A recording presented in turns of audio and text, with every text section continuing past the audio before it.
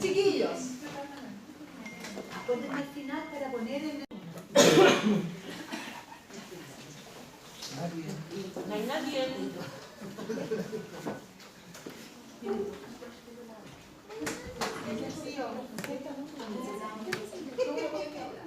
Ya, partamos, chiquillos, entonces. Ya tenemos el Power, el primer Power que vamos a partir trabajando. Y la idea es que comencemos a ver algunas definiciones. ¿Les parece? Acuérdense lo que les dije de las cosas calientes. ¿Se los dije o no a ustedes? No, se los dije para esa la otra las cosas calientes. Porque tener un accidente no pasa nada. Partimos, chiquillos. Entonces dijimos que íbamos a partir viendo conceptualizaciones, ¿cierto? Y lo primero, que para partir viendo conceptualizaciones, hay algunas reflexiones porque el concepto que vamos a empezar a trabajar tiene que ver con pobreza, con exclusión, con inclusión, con desigualdad, con precariedad. Hay varios conceptos que tienen que ver con este módulo y tenemos que primero conocerlos para empezar a entender más en globalidad. Entonces hay algunas reflexiones que diferentes personajes a través de la historia nos han ido mostrando. La idea es que los pensemos, qué creen ustedes, con qué tiene que ver. Y el primer pensamiento de reflexión dice Confucio que donde hay justicia no hay pobreza. Es un primer planteamiento o reflexión que él hace. ¿Qué piensan ustedes? Allá, Confucio. Donde hay injusticia, o sea, donde hay justicia al revés, no hay pobreza. Porque estamos empezando a introducirnos en los diferentes conceptos. ¿Qué piensan ustedes de esa reflexión? No la entiende su compañera, pero a lo mejor hay otra persona, a lo mejor todavía, como no hemos ido conversando tanto de los conceptos, puede ser. ¿Hay alguien que tenga una idea de lo que podría ser donde hay justicia no hay pobreza? Porque la idea es un poco que se supone que la justicia sería igualdad para todos, y si hubiera igualdad para todos, sería una consecuencia, no pobreza, porque la riqueza natural o lo que sea sería repartida para el pueblo. No es, sí, que está acercándose como una concepción de cómo se reparte o cómo se distribuye el ingreso. A lo mejor se está refiriendo a eso, el ingreso en un país. Pero ahora nosotros podríamos atribuirlo más a la equidad, porque las personas tienen diferentes necesidades. No marcarlo a lo mejor de la justicia, sino que si lo quieren yo, a lo mejor sería estudiar equidad.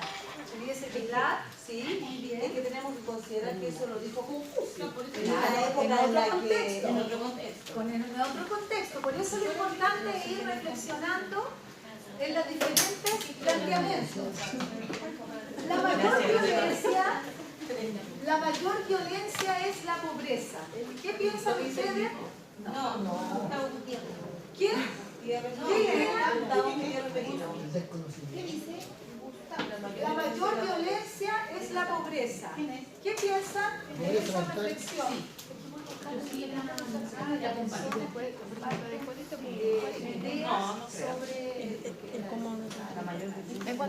¿Qué piensan en relación a la mayor violencia en la pobreza? Que a veces nosotros miramos la violencia como la última problemática. guerra, como un arma, Después viene lo de la lluvia, las técnicas de diagnóstico, en la que se golpean. luego viene la necesidad y la problemática. Con ese tipo de violencia, sino Y esa sería la primera parte del trabajo. la falta de oportunidad. Y esto se presenta este sábado. No, se entrega solamente De alguna Que manera, normaliza que no se el próximo 25 se entrega la segunda parte y se presenta en el siguiente trabajo juntos. las personas funcionar o Y ahí estaría la desarrollarse de la manera, ayuda fundamental. ¿no es cierto? No pueden Sí, cambiar crecer palabras, también como fundamental, personas. ordenar, porque está todo Y eso lo como- último, con dolor, la pobreza de muchos en contraste con la opulencia de algunos. No me quedo así. Juan Pablo II. Eso vamos más cercano. ¿Qué piensan de esa reflexión? Es una opulencia. El grupo del rico, el pobre, En contraste de muchos, la opulencia de pocos. O sea, la brecha que hay entre los que tienen más y los que tienen menos, provoca los dos presupuestos que tienen menos. Así es. Ya, la idea es que estas reflexiones las vayamos teniendo mucho más frescas en la medida que vayamos a ir utilizando diferentes definiciones. Muy bien, chiquillos. Ay, espera. Partimos. Entonces, vamos a ver diferentes conceptos en esta power. Que tiene que ver con vulnerabilidad, con exclusión, con deprivación, con precariedad, las problemáticas sociales, miseria, igualdad o desigualdad, pobreza y cómo las políticas públicas que vamos a empezar a hablar un poquito pueden ayudar o incidir de alguna manera en generar alguna transformación o un cambio para las personas que están viviendo cualquiera de estas situaciones o cualquiera de estas definiciones. Partimos entonces. El concepto de pobreza o lo que es pobreza ha estado ligado históricamente al trabajo social. Desde los inicios, llamemos grupos vulnerables, grupos de situación de pobreza, precariedad, etc. El trabajo social siempre desde sus inicios se forma así. ¿Se acuerdan cuando partimos hablando de introducción al trabajo social? Los inicios fue ir en ayuda de aquellas personas que estaban viviendo una situación de pobreza, pero desde una ayuda organizada, ¿no es cierto? El trabajo social siempre ha querido o trabaja o ve cómo podría contribuir a la superación de la pobreza. Y si lo llevamos al tiempo de hoy, vamos a ir entendiendo por qué el trabajo social también quiere trabajar en relación a este concepto y cómo se ve hoy en día el concepto de pobreza. Cómo se vive el concepto de pobreza, que nos da una visión mucho más amplia que los que fueron los orígenes del trabajo social, que tiene que ver más con una ayuda, por ejemplo, en la alimentación. La idea aquí es empezar a visualizarlo con una visión mucho más amplia. Yo sé que el profesor Joaquín también ha estado un poco, vamos a entrelazar un poco la visión del concepto de pobreza. Vayamos entonces, partamos viendo los conceptos. Primero, históricamente, el concepto de pobreza se ha relacionado con ¿qué? Lo conocemos nosotros, con subsistencia, necesidades básicas y privación relativa. ¿No es cierto? Nosotros siempre se ha vinculado que la pobreza, las personas que están en situación de pobreza, son aquellas que no tienen los recursos para subsistir. Básicamente mirado desde necesidades hasta las más básicas para poder los seres humanos desarrollarse. Ahí es un poco más difícil pensar en el desarrollo si estamos pensando en la cobertura de necesidades que son las mínimas para que una persona pueda estar. Entonces esta subsistencia está ligada a estas necesidades básicas y a esta que las personas estén privadas de poder acceder a estos recursos, a estos medios que les permitan desarrollarse. Entonces, vamos a ver el primer concepto que nos va hablando del concepto de pobreza, pero mirado como subsistencia. Entonces, ¿qué es lo que nos dice? Que es cuando las personas no cuentan desde este primer enfoque con los recursos suficientes para obtener el mínimo necesario para poder físicamente mantenerse. Esta mirada viene desde el área de la salud. este enfoque, entender el concepto, viene mirado desde el área de la salud. Entonces, ¿qué es lo que nos dice? Que la alimentación es un elemento central para catalogar en el fondo las personas si se encuentran o no en situación de pobreza. Porque desde esta mirada se considera que el cubrir la alimentación es fundamental para que la persona pueda avanzar y que en la medida que la persona pueda cubrir esa área va a poder catalogarse como más o menos pobre, o en mayor o en menor situación de pobreza, ¿ya? Pero los conceptos van cambiando, se van transformando, se van ampliando también. Es lo mismo que cuando partió el trabajo social. El trabajo social parte un poco más restringido, de su mirada, ayuda a lo que es hoy en día, ¿no es cierto? Se parte focalizándose en un área, parte entendiendo la ayuda desde un foco mucho más restringido a lo que es hoy en día. Después hablamos del concepto el primer concepto ligado a lo que básicamente con obtener los recursos para cubrir necesidades tan mínimas como la alimentación. La segunda, que vamos avanzando, cubrir necesidades básicas. Y ahí, si lo pensamos, vamos a ir avanzando en ampliar un poco más el contar con recursos para cubrir necesidades como, ya no es solamente el alimento, se van ampliando a la vivienda, ¿no es cierto?, tener mobiliario al interior de la vivienda, que me permita, bueno, ¿qué dice el trabajo social cuando hace un informe? Cuenta con el mobiliario suficiente, por ejemplo, para los requerimientos del grupo familiar. Eso es lo que uno dice, mirándolo a eso. Pero también nos pasa que cuando uno va a una vivienda y viven 6 personas y hay una cama, no hay ciertas otras condiciones, uno también lo señalaría. Entonces, cuando uno empieza a poner esos elementos, uno va viendo, va pudiendo catalogar también en las condiciones que se encuentran las personas. Y entonces, se fijan cómo va creciendo un poco la mirada de este concepto, como desde un concepto que va pensando primero en algo más restringido como la alimentación, va ampliando, se va ampliando los elementos a considerar. También nos está hablando del otro concepto de pobreza ligado a la privación relativa. ¿Y qué es lo que nos dice este? ¿Quién lo lee y nos da una idea de lo que significa?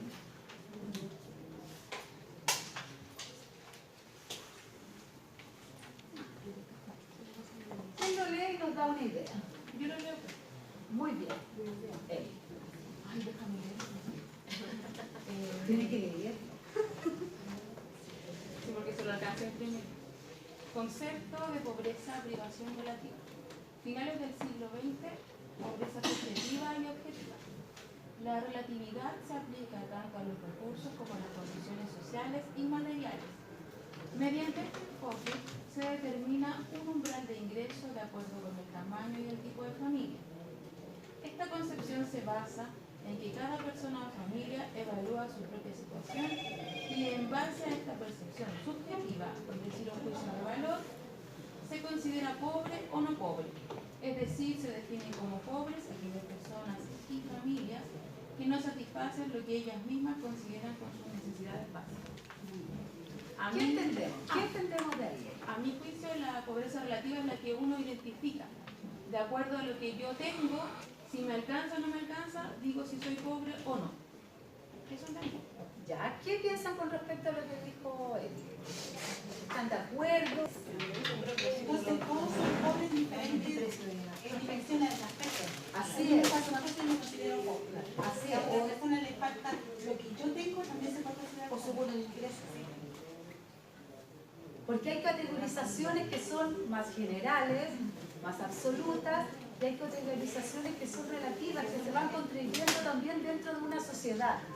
Por ejemplo, cada sociedad también va a ir definiendo el cómo se ve cada persona o cómo nos situamos cada persona dentro de una categorización de qué tan en situación de pobreza podemos estar o no. A lo mejor si uno les preguntara a cada uno, que no vamos a hacer el ejercicio porque somos muchos, pero si uno les preguntara en lo interno, ¿cómo se catalogarían ustedes? ¿Qué situaciones se catalogarían ustedes? ¿Y qué verían ustedes para catalogar si están en situación de pobreza o no de pobreza? ¿Qué pensarían ustedes? ¿En los recursos? ¿En qué pensarían ustedes? Eso me interesa saber. ¿En qué criterios? Recursos, vivienda, educación. Ya, Oportunidades. Yo creo que con nosotros estamos más en la oportunidad que por ejemplo, que otras personas que viven, por ejemplo, en campamento. Ellos se consideran pobres porque viven en campamento. Nosotros los podemos ver desde el punto de vista de oportunidades porque nosotros estamos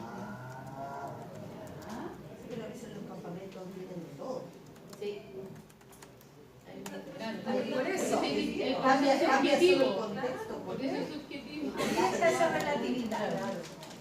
Ahí está la relatividad que iba como ya Claro, tocaba. no siempre la misma oportunidad que no se está porque lo discriminan porque dicen que viven en un campamento, en su casa no tiene nada, es pobre. o también depende de la comuna. Claro, claro. Toda la estigmatización. Claro. María.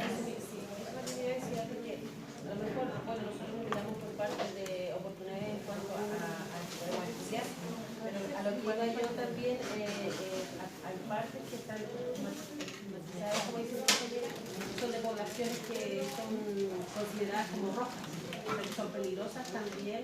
Ellos cuando van a presentación de un trabajo y le preguntaban dónde vivían y no les daban nada. Querían decir, claro, la gente le quería decir su ubicación. Claro. Muy bien. Complementando un poco con los ejemplos que ustedes estaban señalando, a lo mejor una persona que vive en un campamento, decían ustedes, decía la frase, pero tienen de todo. Tienen de todo. Bien, con esa idea quiero que nos vayamos quedando porque vamos a ir avanzando el concepto o cómo se ve la pobreza hoy en día. Entonces a lo mejor tienen de todo, pero tienen, ¿qué es tener de todo? ¿Qué es tener de todo? Tienen ¿Qué playa, es tener de tienen todo? campo, tienen las cosas domésticas, digamos, Ya. refrigerador, lavadora,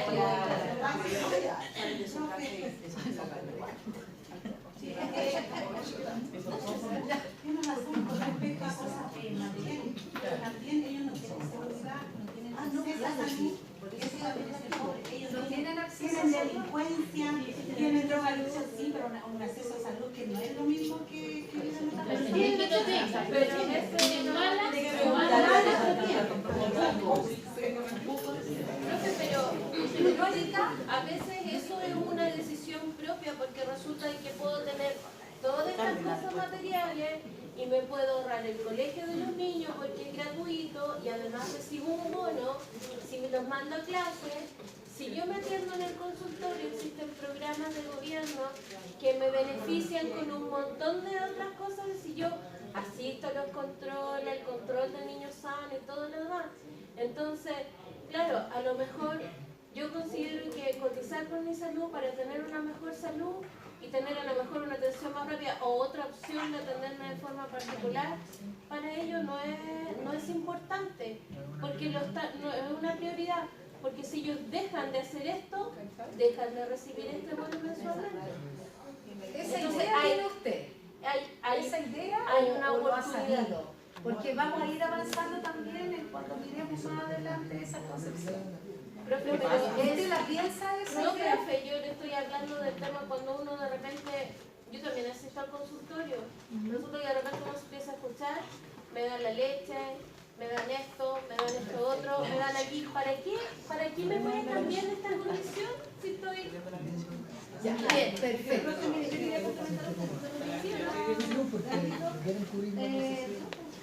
Hay una persona en el programa, que está escrita al programa del cual yo trabajo, y se le ha ayudado, esa persona se sacó de la calle porque estaba en condiciones de consumo. Y se le ayudó porque tenía una bebé y obviamente sí que se preocupó de darle la oportunidad por su bebé.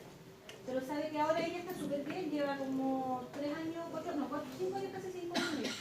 La niña va al colegio, al jardín, le hemos dicho, o las trabajadoras sociales se le ha dicho a la mamá, mira, hay un trabajo para ti, anda. No, es que primero que porque la madre estaba muy chica, porque no iba a salir.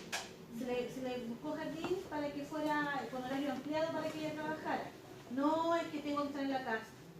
Ahora, oye, postura, mira, se abre una libreta. No, es que, y sabe que vive. A lo mejor son menos, pero lamentablemente, así como hay gente que quiere salir de la pobreza, lucha todos los días por tener un mejor pasar, tener acceso a más cosas, también hay. A mí me tocó, yo me quedé asombrada, no pensé nunca, o sea, uno como no conocía la realidad, digamos, hasta que entré a trabajar allí, de personas que están acostumbradas a vivir del sistema. Una señora llama a mi jefa y le dice, y no tiene nada que ver con Chile, ¿qué hace? Ay, Elita, que sabe que el techo está malo. Allá mi jefa, ¿por qué? Porque la señora tiene una discapacidad visual, pero se mueve por todas partes. Pero ella se mueve por todas partes. O sea, ella sabe, pero mal utiliza su condición para seguir, tanto como dice el obrero, manteniéndose en el sistema, manteniéndose en la pobreza. Sobre la pobreza, yo le digo, comentar a mis compañeros que, por ejemplo, yo me considero pobre porque yo vivo en un lugar que a mí no me gusta, porque no tengo otra opción, no tengo la posibilidad de cambiarme a otro barrio o a otra comuna. Por eso me considero pobre. ¿Ya? Está bien, vamos a ir avanzando en los conceptos y ahí vamos a ir también a lo mejor modificando lo que estamos hablando hasta el momento. ¿Qué es lo que nos dice el Programa de Naciones Unidas? ¿Y qué es lo que habla como definición de pobreza? Y esta definición de pobreza ya se va ampliando muchísimo. Nos dice que es la capacidad de las personas de vivir una vida tolerable y... la incapacidad, estamos hablando de pobreza, de las personas de vivir una vida tolerable, porque aquí nos va a ir ellos ampliando a un concepto mucho mayor, que es que las personas, saliendo de la visión de pobreza, si no están en situación de pobreza, pueden acceder a una serie de oportunidades, que era lo que ustedes estaban señalando, que nos permiten ir desarrollándonos. Entonces nos empezamos a centrar aquí en las personas y vamos dejando atrás estos conceptos un poco más restringidos de lo que es la visión de pobreza. ¿Profe? ¿Por qué le aparece eso ahí, chiquillos? Esos cuadritos Sí. estaban en el PPT. ¿Y por qué en mi Power no? Cuando yo lo hice... Qué raro. Sí, ya. Profe. Entonces vamos... Pero, por ejemplo, en el registro social de hogares, que esté dentro del, por ejemplo, no sé, de los porcentajes, eso no habla desde la pobreza, ¿o sí? Es que se considera que estamos en situación de vulnerabilidad. De vulnerabilidad. Vamos a ir viendo el concepto para que lo liguemos con eso. Si vamos a ligar el concepto de vulnerabilidad, primero veamos el concepto de pobreza y vamos a avanzar al concepto de vulnerabilidad. ¿Ya? Entonces, además vemos estas definiciones que también nos hablan, otras definiciones también como clásicas, hemos ido avanzando algunas, pero es necesario revisar esta otra, que nos habla de la pobreza como una necesidad, como una carencia, que estaba ligado a lo primero que hemos estado trabajando. También estándar de vida. El estándar de vida es como poner una rayita donde dice sobre este nivel se considera que las personas no estarían en situación de pobreza o ciertas características que estén reuniendo todas las personas, y bajo este nivel sí se estaría considerando que las personas están en situación de pobreza. Estándar de vida tiene que ver, cada uno dice, mi estándar de vida, no sé si lo han escuchado, puede ser más alto. ¿Y eso con qué va a tener que ver con un estándar de vida? Con los recursos, En la medida que las personas, el recurso es importante, porque uno de los elementos que permite medir la pobreza, cuando uno tiene recursos, o cuando las personas tienen mayores recursos, ¿qué hacen con esos recursos? Adquieren bien. ¿Adquieren solamente bienes? Tienen acceso a otras cosas. Ya, nos da un estatus, pero además alguien dijo, accedemos, o se accede Mejores cosas. a otras cosas. A veces hay gente que dice que en la medida que más dinero ingresa a un hogar, Más se gasta en las cosas. porque se accede, a lo mejor, si yo no tengo tantos recursos, compro unos fideos de una marca determinada. Pero tal vez si mis recursos van en aumento, ya no compro esa marca. Ni de arroz, ni de... y voy comprando otras cosas. A lo mejor, al tiro, si antes no tenía tanto ingreso, a lo mejor mis hijos no podían acceder a otro tipo de colegio y después yo a lo mejor no los matriculo en un colegio para que no sea discriminatorio XX, sino que ahora lo ingreso en este otro tipo de establecimiento. ¿Qué iba a decir? Por ejemplo, yo puedo considerar que la variable de entretenimiento es parte de mis necesidades básicas. Yo puedo determinar y decir, ya, yo voy a destinar 100.000 pesos para las actividades programáticas. Ir al cine, ir al Mampato, etc. A cualquier parte. Sin embargo, para otras familias eso no puede ser considerado como una necesidad del esparcimiento. Ellos por ir a la plaza lo van a tener como cubierto, porque a lo mejor hay una menor cantidad de ingresos. Así es. Eso también es Francia. O sea, conozco personas que tienen mucho dinero y que son miserables. Es su forma de vivir, con sus gastos, con su casa. Y se lo he dicho a varios ¿Cómo niños. miserables no gastan en nada? Sí, tengo un amigo que tiene mucho dinero porque él es miserable, está enfermo, y es miserable. No se cuida, trabaja y se otro reloj y tiene mucho dinero y varias personas son así. Y él no puedo gastar, no puedo. Entonces, solo él trabaja con carneros, con la empresa y la misma situación. Entonces, por eso para mí la pobreza es tremendamente subjetiva. Él lo está pensando a lo mejor. O sea, es lo que yo he vivido, es lo que yo he visto. ¿Como persona? Claro, porque tienen Como de recursos valores. para ocuparse de ellos mismos y no lo hacen. Es lo que yo he visto en mi experiencia personal. Claramente el hecho de que sea subjetiva, cada persona tiene sus propias necesidades. Y lo que es bueno para mí no tiene por qué ser bueno para el otro. Hay personas que tienen las mismas condiciones, y para ellas es más importante, no sé, invertir en X cosas. Y para mí también tiene que ver un poco porque, por ejemplo, en mi caso personal, yo ya a mi edad, no es que sea tan vieja, pero priorizo otras cosas. A mí ya no me interesa, por ejemplo, yo voy a ser bien honesta, por ejemplo, yo muchas veces tengo conversaciones con amigas donde le digo yo, por ejemplo, hay muchas chicas jóvenes que estudian conmigo, que su postura y su visión es, están empezando en la vida. Yo ya hice esa pega, bien o mal, más pobre, con menos plata, con más plata, yo ya hice esa pega. Entonces para mí mi prioridad es otra, ahora. En otra etapa. Estoy en otra etapa. Entonces, depende de la situación de cada persona, es como visualiza eso. Perfecto. Escuché que la Claudia dijo oportunidades. ¿Que todos tenemos las mismas oportunidades? Claudia, ¿sí? ¿Todos tenemos las mismas oportunidades, chiquillos? No. Yo creo que los cercos tienen no le permiten. Miren a su hijo, nomás si tienen la misma oportunidad que nosotros. Chiquillos, es un tema que hay que reflexionar. ¿Tenemos todas las mismas oportunidades? Depende de dónde nos estemos mirando, chiquillos, porque si nos estamos mirando todos hacia los lados, podemos tener las mismas oportunidades.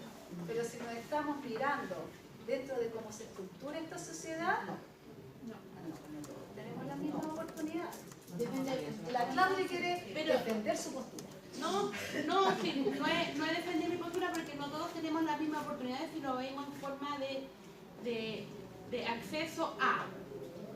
No sé, yo la Claudia no tengo acceso al ISAPRE, te voy a dar un ejemplo, pero sí tengo acceso a FONASA. Entonces, una compañera delante dijo de que educación, no sé quién fue quien dijo eso. Entonces, hay colegios en sí hay colegios que son buenos, que no son pagados y están accesibles a todos. Al que está en el campamento, al que vive en Providencia o vive aquí en San Joaquín. ¿Me entiendes? Entonces, la oportunidad de educación está para todos, pero no así para la gente, no sé, porque la gente de Providencia o de Vitacura no va a venir a estudiar acá. Porque hay colegios de excelencia, a eso yo me refiero de oportunidades. Otra compañera delante pero dijo... lo que usted decía, eso se da como general, esa situación que usted está describiendo, ese colegio, que al parecer lo plantea que tiene características, calidad en el sistema educativo, eso lo podemos ver, que se generalice en todos los espacios y que podrían todas las personas tener oportunidad, o le estamos tener el acceso, sí, todas las personas pueden tener el acceso. Pero ya o sea, todos podemos acceder al sistema educativo, pero tenemos las mismas oportunidades dentro de, se nos va a dar las oportunidades de desarrollo igual. Yo puedo ir a un colegio X, pero las oportunidades de todo lo que me brinda ese espacio educativo van a ser las mismas que otro espacio educativo. Y aquí, nadie desconoce, al tiro Claudia, nadie desconoce que esta sociedad chilena es una sociedad súper segmentada en el sistema educativo. Ya, le voy a dar el ejemplo, el de salud, que mi compañera también en delante dijo, el de FONASA, que las personas que estaban en un campamento tenían FONASA. Pero ¿qué pasa con la gente que sí gana lucas, que sí gana dinero, que son independientes y no son pobres? Porque si yo entro a la casa, veo camiones, autos, veo una casa hermosa, y yo le pregunto, ¿en salud ellos son FONASA? Así al igual como el que está en el campamento. Y eso no es de pobreza. No sé si me explico. Eso es una elección. Otras prioridades a lo mejor. Sí. ¿Para qué voy a pagar? Hay personas que dicen que ¿para qué voy a pagar si me lo pueden dar gratis? A lo mejor voy a demorar más, me voy a demorar más, pero me lo van a dar gratis. ¿Para qué voy a pagar 100 lucas en un examen si lo mismo es mi tratamiento me lo van a hacer gratis en el hospital? Bien, me interesa esta discusión porque después vienen unos conceptos para que podamos ir entendiendo el círculo de la pobreza también. Desde dónde se van definiendo, desde dónde también está eso. Porque a veces están en los discursos de las personas, pero también a veces están en las ideas, como instalado, como que es así efectivamente. Y a lo mejor también hay que entender por qué puede estar instalado a lo mejor en las personas esa mirada. ¿Por qué creen ustedes que a veces en las personas se puede instalar una mirada así? Acuérdense que lo hablamos en resolución de conflictos, es cómo se va naturalizando de alguna manera la dinámica que yo vivo, naturalizo como una dinámica adecuada. Porque es súper fácil vivir de la resistencia. Es súper fácil. Es súper fácil vivir de que todos no lo ven. Lo difícil es buscar la oportunidad y aprovecharla. Que claramente no todo el mundo es aprovechado, o sea, no todo el mundo se deja que el sistema lo solvente. También hay personas, o sea, por algo nosotros estamos aquí y a lo mejor muchos estudiamos con beca, con la nueva milenio estamos dentro del 40, 60, no sé cómo sea el porcentaje para la beca, pero tuvimos la oportunidad, tuvimos la visión y la aprovechamos. Y no todos lo van a hacer porque a lo mejor a algunos no les parece cómodo, no se sienten preparados, etc. Como dice la compañera con el tema de educación, más que aprovechar la oportunidad, lo que estamos estudiando la estamos buscando. Porque la oportunidad de que se obtenga una beca o un beneficio propio no va a tocar la puerta, toc, le traigo la beca. Yo para entrar a estudiar, yo postulé, presenté los documentos. ¿Por qué? Porque había una brecha que yo aproveché tomar. Pero dependiendo de los resultados se va viendo todo lo que viene más adelante. Pero algo la movilizó Sí, usted. algo movilizó El a interés ustedes. propio. Es que eso va al interés propio. Porque ellos escuchan muchas personas, mujeres también, dicen, es que yo no puedo estudiar porque tengo hijos. Aquí la mayoría tenemos hijos y estamos acá sentados estudiando. Entonces, mucha gente, como dice otra compañera, usan muchas excusas. ¿Por qué? Porque anteriormente, con la ficha social de hogares, que ahora ni me acuerdo el nombre anterior, la protección social de hogares, era fácil mentir, entre comillas, y les daban todos beneficios. Entonces, en teoría, es culpa compartida, porque acostumbramos al ser humano a ser mantenido, sin ofender, a ciertas acciones y no lo obligamos como ahora con la palabra empoderar, de que nosotros ya no les vamos a dar, sino los vamos a ayudar, les vamos a entregar herramientas. Entonces las personas que están buscando algo tienen otra mentalidad a las personas, y en este caso la mayoría son personas mayores, porque si se dan cuenta, los que quieren que les regale algo son sobre 30, 40, 50 años que les dan beneficio. Y los jóvenes de ahora ya no están como en esa parada.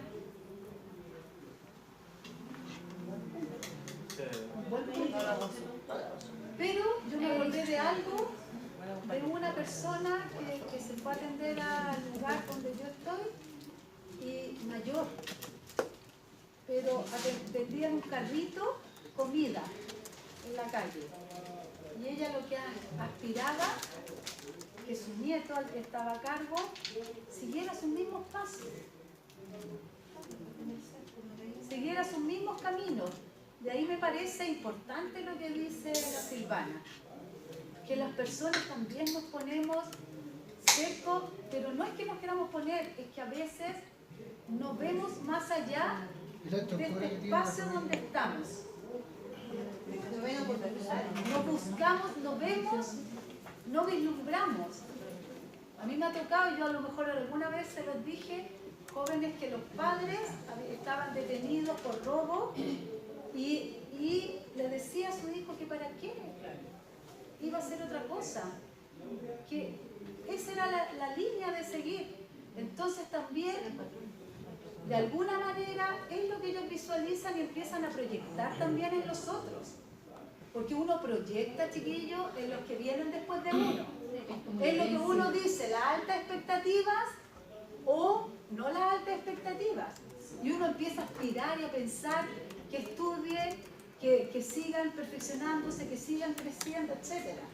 Como a veces también mi discurso instala como adulto que no, que sigan lo mismo que soy yo. Entonces eso también es relativo, al menos en lo que es educativo, para mí, que he visto harto en el tema educativo, es relativo y no podría categorizar que las personas, hay personas que sí, efectivamente el sistema es beneficioso, pero muchas tantas otras no vislumbran nada más que lo que están viendo en ese espacio, su metro cuadrado. Entonces, nosotros y ustedes, que van a ser técnicos en trabajo social y excelentes profesionales, además, tienen que ayudar, como bien dijo la Roxana, a empoderar, a que la persona también transforme esa realidad y que pueda visualizar un poco más allá, no solamente para los hijos a quienes esté a cargo, sino también para ellos. Hay personas mayores, analfabetas, y que piensan que, pero ¿cómo, señorita, yo voy a aprender a esta edad? 70 años, ¿cómo voy a aprender yo a esta edad? Se ponen los límites ellos mismos. ¿Qué más satisfactorio desarrollo de la persona que aprender a leer? Como yo digo siempre, cuando uno ve a los niños en la micro, y siempre digo eso porque una vez, hace tantos años, era como más Lola, iba en una micro y un niñito iba juntando las letras, y con tanta alegría. ¿Y eso qué significa? Que el leer te abre la puerta. Te abre la... Yo digo, que cualquier ser humano que aprenda a leer puede empezar a abrir su horizonte. Es una puerta importante, ¿ya? Pero me encanta ese espacio, todas las ideas que vamos planteando para que después las vayamos conversando en la medida que aparecen otros conceptos.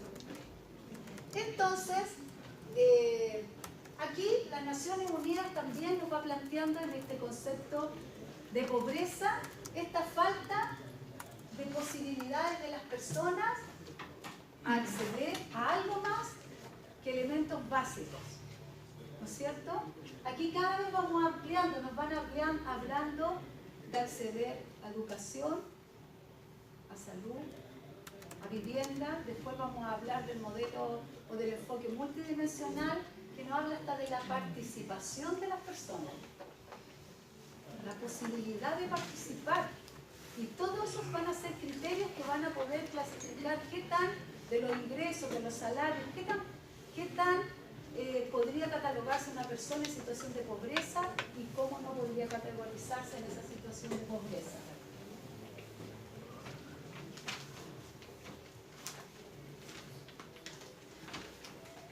Este premio Nobel de Economía, ¿sí? Ah, ¿lo vieron ya?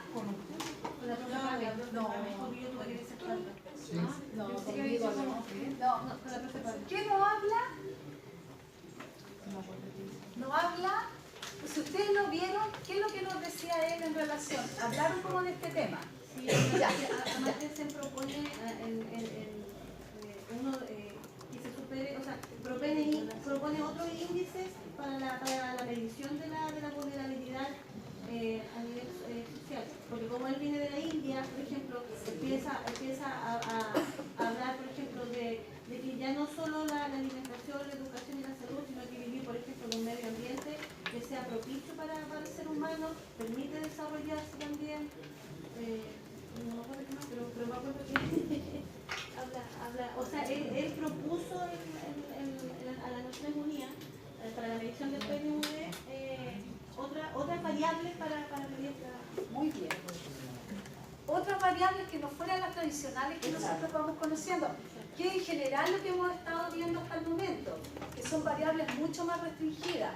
Aquí se van ampliando y que anteriormente dijimos que el abanico crecía.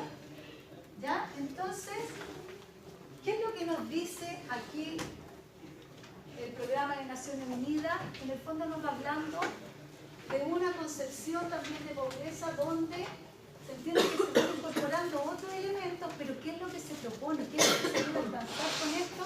El desarrollo humano. ¿Y qué es el desarrollo humano? Si uno dijera, ¿qué es el desarrollo de una persona?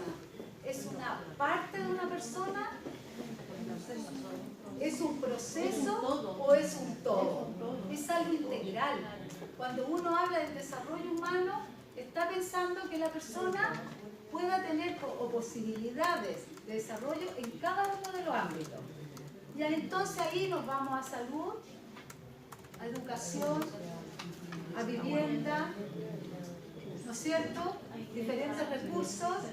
Entonces, a eso ya nos van llevando a una visión de entender la pobreza, de la falta de oportunidades para acceder a todo eso, o la persona está en situación de menor pobreza cuando tiene mayor posibilidad de acceder a todos esos ámbitos, porque son diferentes ámbitos.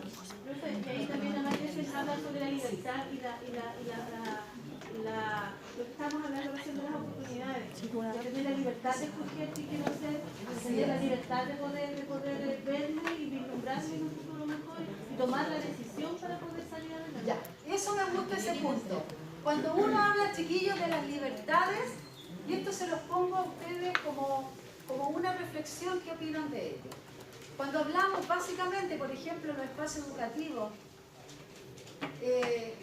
uno tiene la posibilidad de escoger, de elegir en todos los niveles, primario, secundario, terciario, básico, medio, universitario, opiniones de eso. Usted escogió estar aquí. Hay algunas situaciones que no se pueden.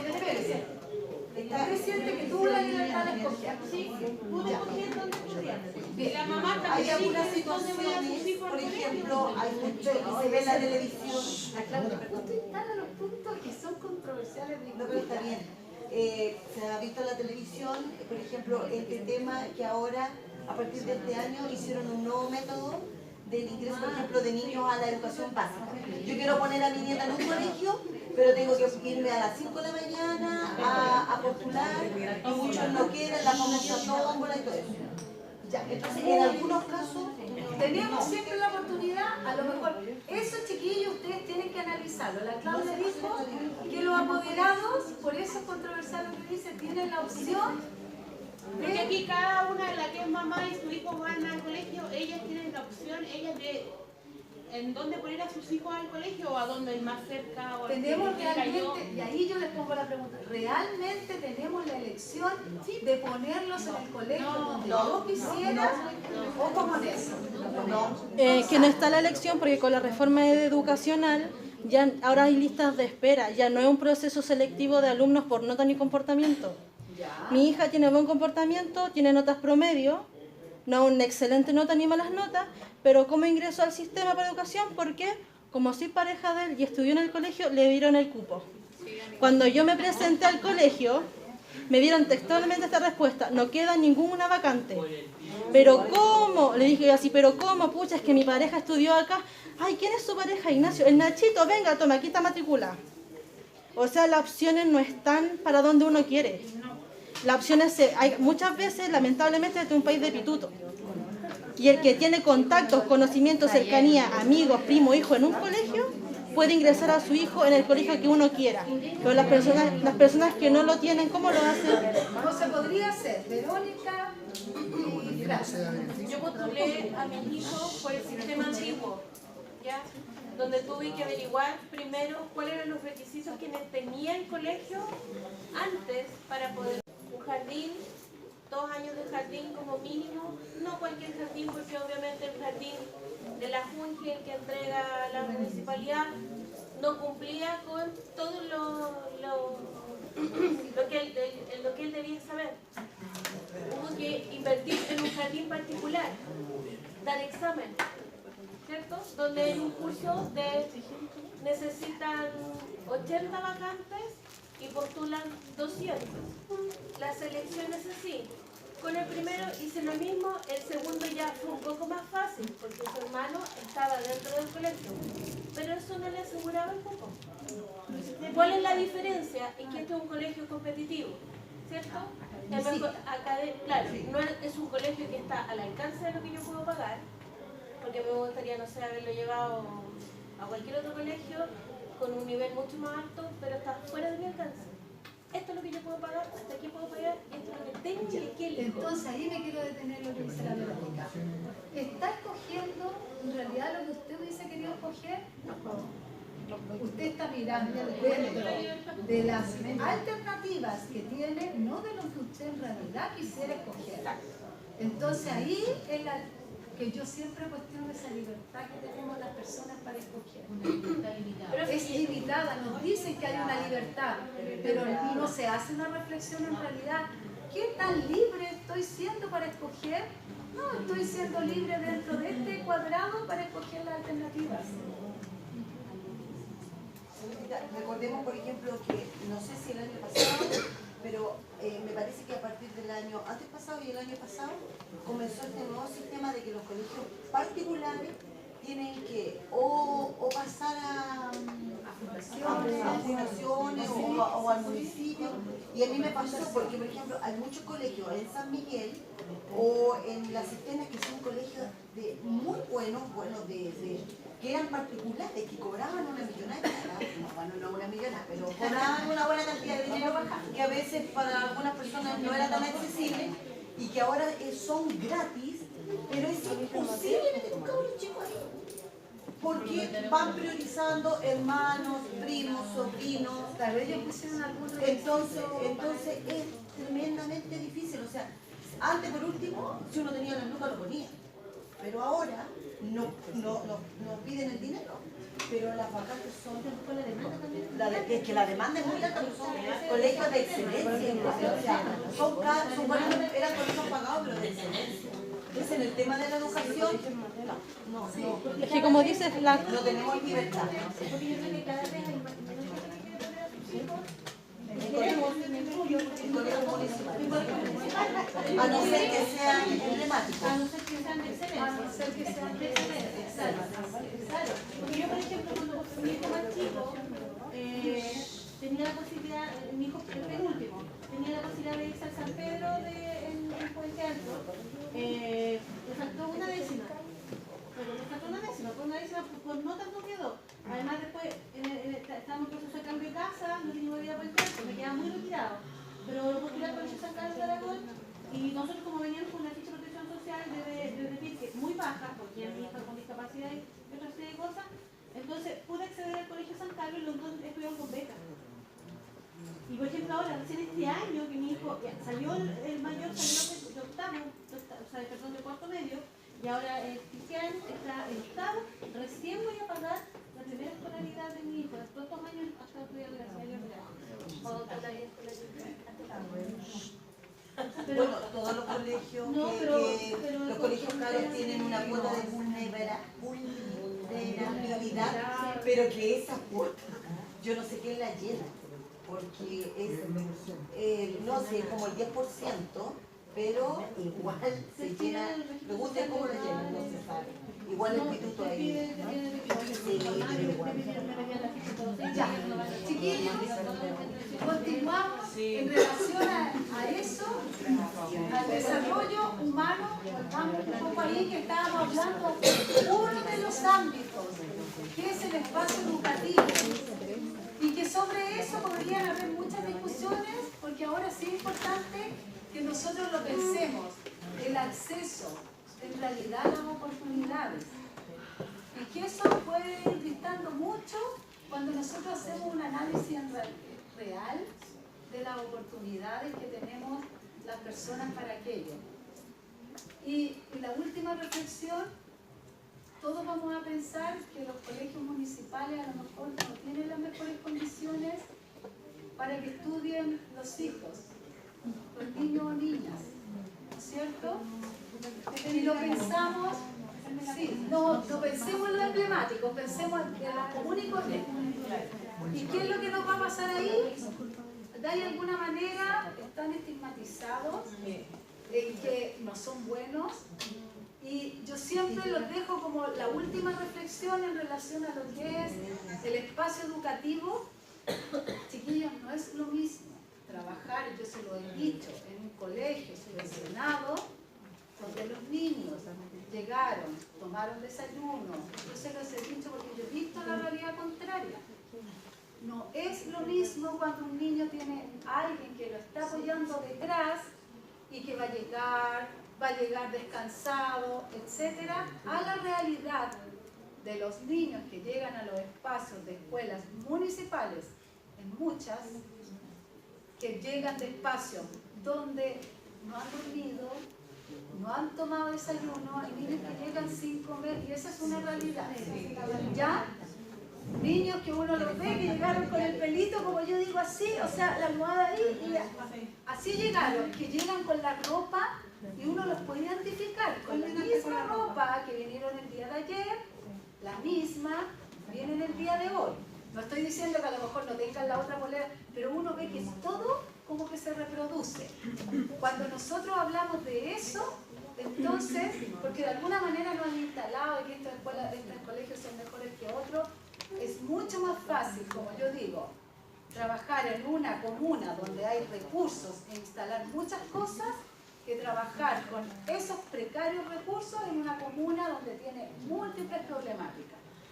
No es lo mismo, y eso mismo en los colegios. En colegios municipales no es lo mismo trabajar con todas las problemáticas que hay que levantar, que son problemáticas sociales, y trabajar donde sí pueden haber problemáticas, pero el niño viene cubierta con una serie de necesidades básicas listas.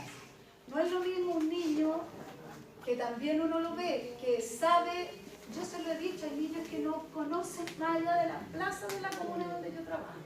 Eso es todo lo que ellos conocen. Hay niños que han tenido la posibilidad de no ir al centro de Santiago. Y eso, aunque uno dice, ay, pero qué importante sea profesor ir al centro de Santiago. Cuando uno conoce, esas son oportunidades que estamos hablando aquí. son oportunidades en la medida que yo tengo la posibilidad de expandir mis oportunidades, de acceder a otras cosas, entonces mi mundo cultural se amplía. Por eso que uno habla de capital cultural. Mientras haya mayor situación de pobreza, uno ve que está mucho más limitado el capital cultural de los niños, de las personas. Han tenido mucho menos oportunidades para conocer otras cosas. Entonces yo los invito a que, chiquillos, hagamos esas reflexiones, porque a veces están instalados tan fuertemente los otros discursos que uno sigue funcionando dentro de ese discurso. Pero no, tenemos que, a ver, analicemos ese discurso. ¿Qué tan así es? ¿Y qué tan así no es?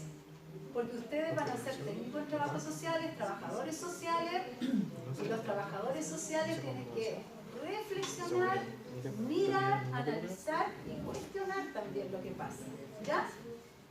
Con respecto a esa riqueza cultural, yo el otro día conversaba con la Mari con respecto a eso, de mi experiencia personal. Yo me crié en Santiago Centro, porque nosotros éramos súper pobres, y mi riqueza cultural tenía que ver un poco con mi medio ambiente y también después en mi trabajo. Por ejemplo, yo cuando salí del colegio, yo estudié turismo y entré a trabajar inmediatamente en hotelería. Y para mí, yo le doy gracias a Dios, pero hasta el día en que me muera, de todo ese ambiente cultural que yo pude captar en este tipo de trabajo. Y yo siempre insto a gente más joven que en todo hay cultura, que de repente, por ejemplo, cuando una niña más joven conversa con otra persona y le empieza a hablar, por decirle algo, de viajes, no lo miren así como, ay, esto se está quebrando. No, míralo desde lo que tú puedes aprender de lo que ella te está contando, de su experiencia. Yo nunca salí no tenía idea más que de ir a Temuco, porque mi familia era de ese sector, de la posibilidad de viajar. Pero yo a los 26, 27 años yo ya conocía a todo el mundo a través de lo que a mí me habían contado.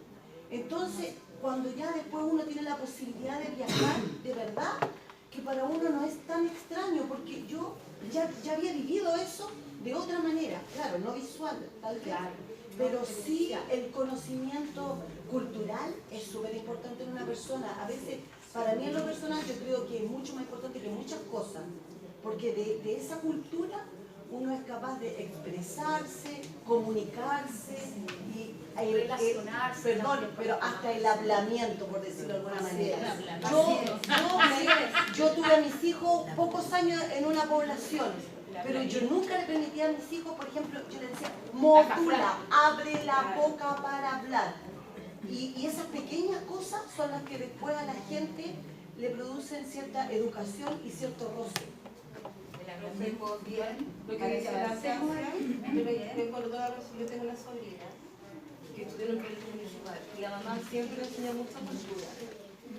Y ella vivió en Alemania, estudió astronomía, súper bien, y salió del colegio municipal. Y vivió en Alemania, trabajó en la ONU, no, en la de los astrónomos, ¿cómo se llama? Porque acá en Chile no hay campo, la NASA, sí, vivió en Estados Unidos, ahora vive en Alemania, y fue una colegio municipal, es astrónoma. Entonces, por eso yo digo, nosotros apoyo lo que hizo la Francia tremendamente, porque uno es el piso para los hijos después. Sí. Dependemos de nosotros como nosotros visualizamos la vida. Sí. Pero también yo la quiero llevar al último punto para que no lo discutamos ahora, pero lo que eran los contextos hace 40 años atrás en los sectores poblacionales no son los mismos contextos de ahora. Las problemáticas que habían en aquellos años no son las problemáticas de ahora, sociales. Ustedes lo saben perfectamente bien. ¿Y eso cómo incide? Importante. Ya. Y aquí vamos al círculo de la pobreza, que era lo que Verónica de alguna manera ya estaban dando como ideas, y algunos otros compañeros también. ¿Qué es lo que nos dice este círculo?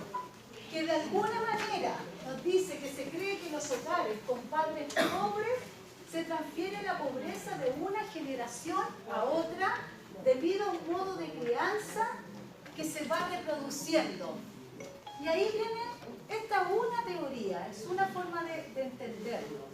¿No es cierto? Que nos dice que el círculo de pobreza se va naturalizando, reproduciendo de alguna forma, porque se va transmitiendo de una generación a otra. Lo que dicen, ay, si somos pobres, siempre vamos a ser pobres. La gente como que se convence de que soy pobre, siempre voy a ser pobre. Pero es que también, chiquillos, uno puede decir, pero ¿cómo? No se quieren esforzar. Claro. Pero todo significa mayor esfuerzo para las personas que están en esa situación. Cuando si uno se traspasara al lado contrario, no significa tanto esfuerzo. ¿Cuál es la motivación que tenemos? Claro, pero ¿cómo? A ver, chiquillos, ¿cómo pensamos en que las oportunidades tienen que ser acá para desarrollarnos de mucho esfuerzo? Es que, En una clase social. es que está en que también uno busque las oportunidades. Porque Ya. las oportunidades no van a llegar, oye, escucha, ven acá, yo te ayudo. Ya, perfecto, pero es que nosotros estamos viendo que tenemos que permanentemente luchar por oportunidades. ¿Entiendes? Permanentemente estamos luchando por oportunidades. Y si lo viéramos, si nos dividiéramos en clases sociales en este país, en clases sociales que no tienen dificultades económicas, estamos luchando permanentemente por oportunidades, estamos buscando permanentes oportunidades para estudiar, por ejemplo. Se dan distintos, chiquillos. Acá de los sectores que tienen menos recursos para acceder a algo, luchar por las becas, para poder estudiar. Si lo visualizara con otras condiciones socioeconómicas, están los recursos, entonces, o sea, accedo nomás, accedo.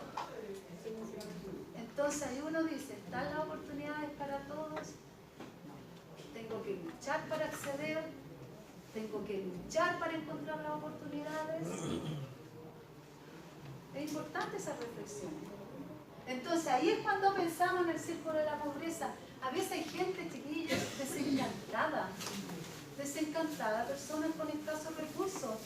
¿Pero ¿y qué voy a hacer? ¿Y dónde voy a estudiar? Todo se ve tan inaccesible, todo se ve tan inalcanzable a veces. Lo veo difícil. Hoy día una mamá me decía, mi hijo quiere, ¿y por qué no entrar a estudiar a la educación superior? Y ella lo pensaba, pero todo se ve como mucho más lejano. Y para otras personas ni siquiera está instalado eso. Entonces, vuelvo al caso del carrito que vendía cosas, la señora, la abuelita, entonces ella ve que su nieto también debiera vender en el carrito, seguir esa... Eso es lo que yo decía. Claro, seguir esa... Como que sienten que tienen que seguir siendo pobres. Como que no se merecen algo mejor. Pero no lo piensa, a lo mejor lo dice, es que yo tengo que seguir siendo pobre. Claro, eso, o sea, lo tienen normalizado y normalizado. Claro, es lo mismo que cuando hablábamos de la violencia en el módulo de resolución de conflictos. Las personas cuando viven en ciertos contextos de violencia tienden a reproducir y naturalizar la violencia como la forma adecuada de relaciones interpersonales. Esto, el círculo de la pobreza, se naturaliza. Yo me acostumbro a vivir de una determinada manera. ¿No es cierto? A mí me ha tocado ir a casa, yo se lo comenté una vez, que en verano les dije o no, que iba, y yo iba con chaquita y tenía que hablar así porque, bueno, no, si la tierra para mí eso no es el problema. No era solo que cada uno de los integrantes que comía ahí en la tierra de entrada tiraba la cáscara de plátano para allá, la de esta para allá, en el camino de entrada a la casa, sino que bueno, los perritos colgaban, como yo digo, los gajos de garrapata, pero uno entraba caminando y ahí andaba la garrapata en el suelo. Entonces, uno dice, pero estaba normalizada esa forma. Y si uno la ve desde otra perspectiva, dice, uy, salud, las condiciones de salubridad para ese grupo familiar, ya. ¿Estamos claros entonces en el círculo de pobreza? Que es como, se entiende como familias que están en situación de pobreza. se va naturalizando en cómo se vive en esa situación de pobreza y se va a ir reproduciendo. No se va a ver nada más. Después está, aquí está lo que también estaban señalando ustedes, la cultura de la dependencia. Esa cultura que nos dice, lo que estaban hablando ustedes poniendo de ejemplo, que a veces hay personas que dependen del sistema, de estas ayudas sociales, y que las mantiene en una condición de estar en una situación de personas de mayor vulnerabilidad, digámoslo hoy en día. ¿Ya? Porque hoy en día se define así, de vulnerabilidad. Entonces, esta cultura de dependencia, las personas se mantienen en ese círculo y van dependiendo de todas estas ayudas asistenciales que existen en el sistema, que de alguna manera van cubriendo necesidades básicas de la persona y de su contexto familiar. ¿Les gustó la Mafalda? Sí. Ya. Entonces, bajo ese supuesto que recién estábamos hablando, de que las personas dependen de estas ayudas sociales o dependen de este sistema, se trata de ver dos elementos primero. ¿Cuál sería el primero? ¿Quién me dice a qué se refiere primero? El que está allá.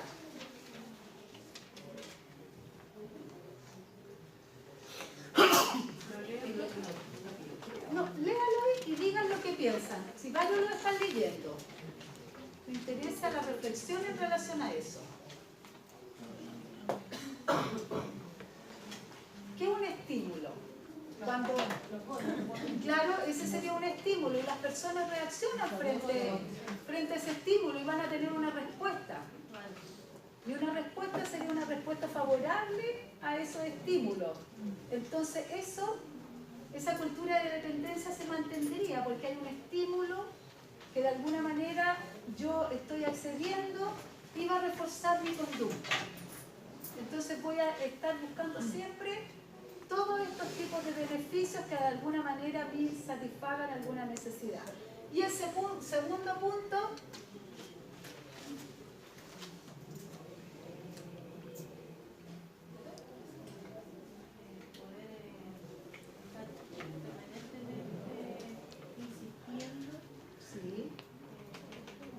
sí, Pero porque ellos lo que vieron, lo visualizaron y se quedaron ahí, entonces, por eso que persisten en así es, persisten en eso. De alguna manera no busco otra alternativa y permanezco en ese sistema. ¿Ya? Están sumando necesidades. Y seguimos siendo en esa situación de pobreza. Aquí está complementando con lo que vimos recién.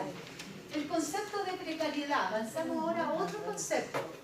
Alguien cuando está en situación de precariedad es alguien que carece de recursos o que no está en condiciones de sostenerse en el tiempo.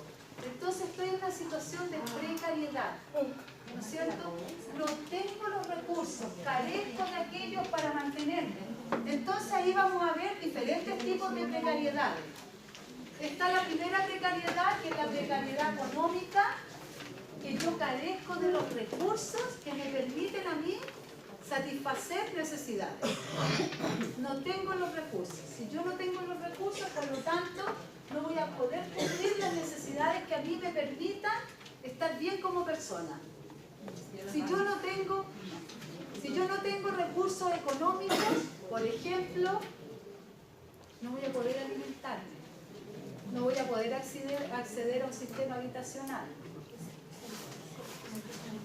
De alguna manera vamos quedando fuera también de un sistema. También está el concepto de vulnerabilidad, que hoy en día es lo que se utiliza. ¿Cómo se clasifica en el registro social de hogares? Se habla y se categoriza de vulnerabilidad. Está en el 20% más vulnerable de la población. Claro, el 40%. Y de acuerdo a los grados de vulnerabilidad, es lo que se va pudiendo acceder. ¿Ya? Pero la vulnerabilidad Es importante, no es lo mismo que vulnerables. Por ejemplo, tenemos, por ejemplo, la gente ahora, con las becas de nosotros. Por ejemplo, hay gente que tiene cierto porcentaje de la vulnerabilidad, que depende de otro porcentaje, porque todo depende de los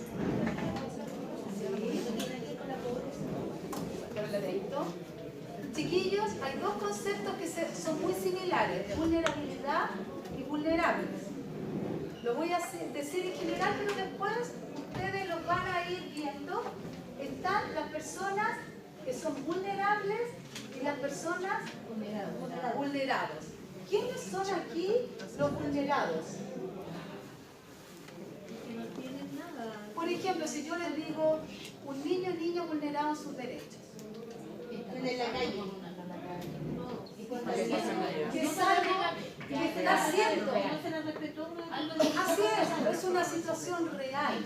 Seguridad. ¿Cierto? No se está cumpliendo ese derecho.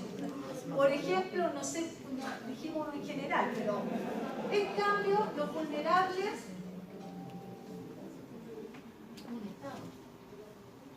tengo la probabilidad de que pase a esa situación.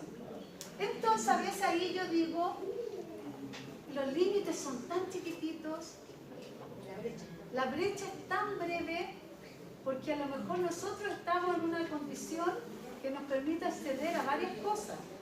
Pero ¿qué pasa cuando, yo digo, hay un factor que es importante y que cambia y transforma muchas realidades familiares?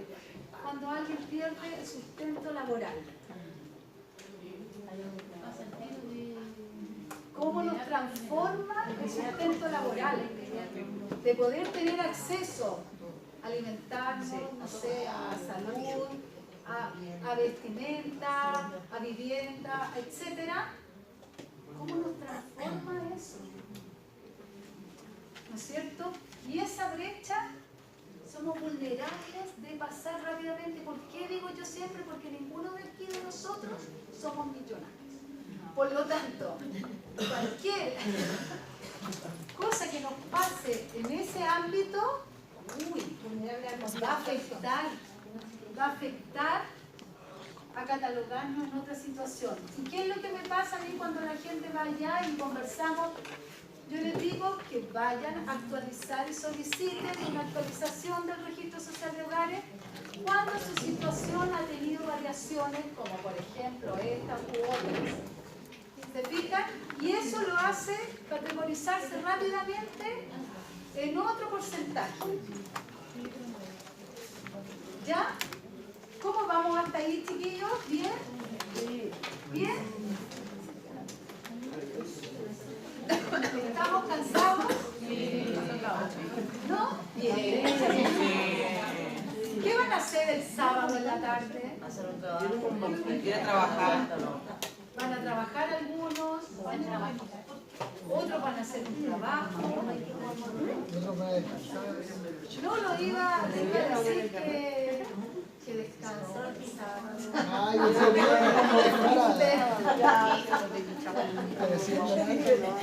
Ya, chiquillos, y la noción de vulnerabilidad social, ¿qué nos dice con qué significa? Chiquillos, allá. Véanlo ahí su apunte y nos dicen a los demás.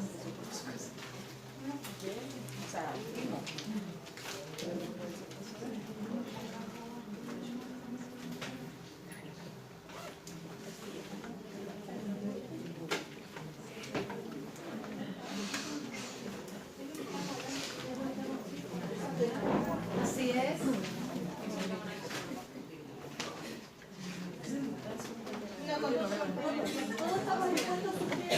Todos estamos expuestos a sufrir, ¿no es cierto?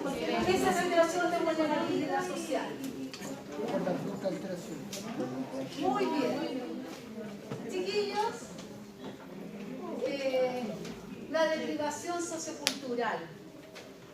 ¿Qué significa cuando alguien está deprivado de algo? Que alguien que no ha podido desarrollar ese ámbito, ¿no es cierto? Y cuando decimos sociocultural,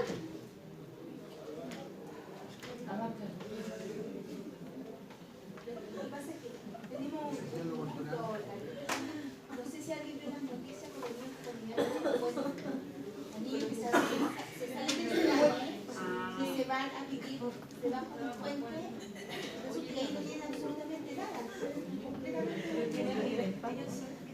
Sí, Sí,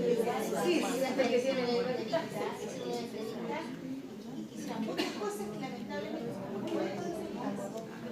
Y ese es el problema. Porque igual tienen aspiraciones y tienen sueños, pero lamentablemente lo que les está inyectando, para ellos es más fácil que dificultarse. ¿Qué pasa si un niño o una persona no accede al nivel educacional, al sistema educativo? Claro, ahí hay un ámbito importante, cognitivo. Acuérdense que cuando uno empieza a estudiar, no solamente aprende, sino que se desarrolla también su pensamiento, su capacidad de reflexionar, su capacidad de plantear ideas. Su filosofía de vida. De alguna manera, ahí estamos deprivados. Yo siempre cuento que a veces cuando se hacen evaluaciones de chicos que presentan alguna discapacidad intelectual, cuando se indaga te das cuenta que es más, esa evaluación la hace el psicólogo en una de las conversas, que es una deprivación cultural, que el niño presenta un rango menos del normal porque en sus contextos culturales y sociales no ha tenido todas las oportunidades que se le ha brindado para este desarrollo.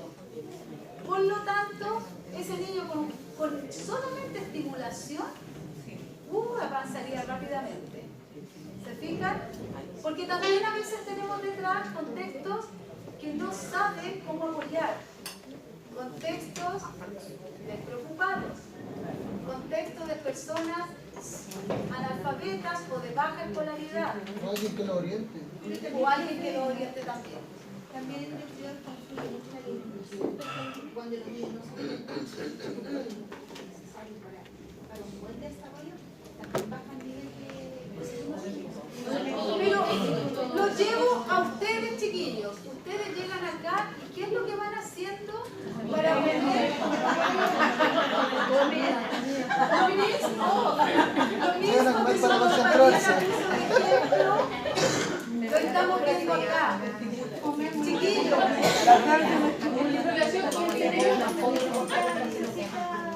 Pero chiquillos, la comida no, es más que así.